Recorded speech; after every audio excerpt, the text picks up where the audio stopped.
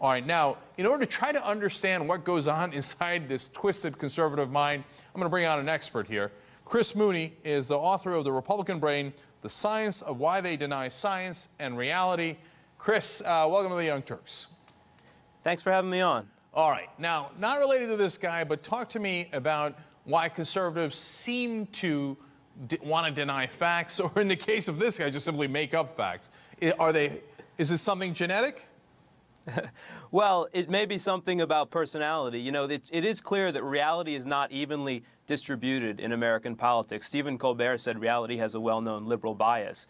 Turns out to be actually factually true as well as funny. And conservatives have different personalities than liberals, and now scientists are going into the brain to try to figure out what that corresponds to. Just one personality difference is openness to new experience, new ideas. And conservatives tend to be less open, and we've seen this in a variety of studies. And I think that's a key part of what's going on with reality denial.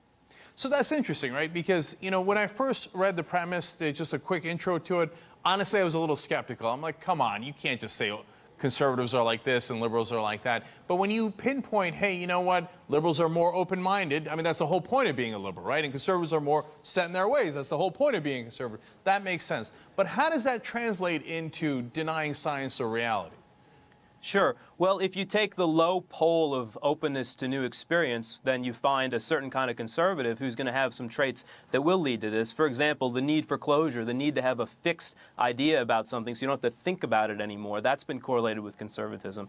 And so has authoritarianism, which is viewing the world in black and white and being very intolerant of uncertainty. And it's been argued with a lot of data that today's Republican Party and conservative movement has become increasingly authoritarian.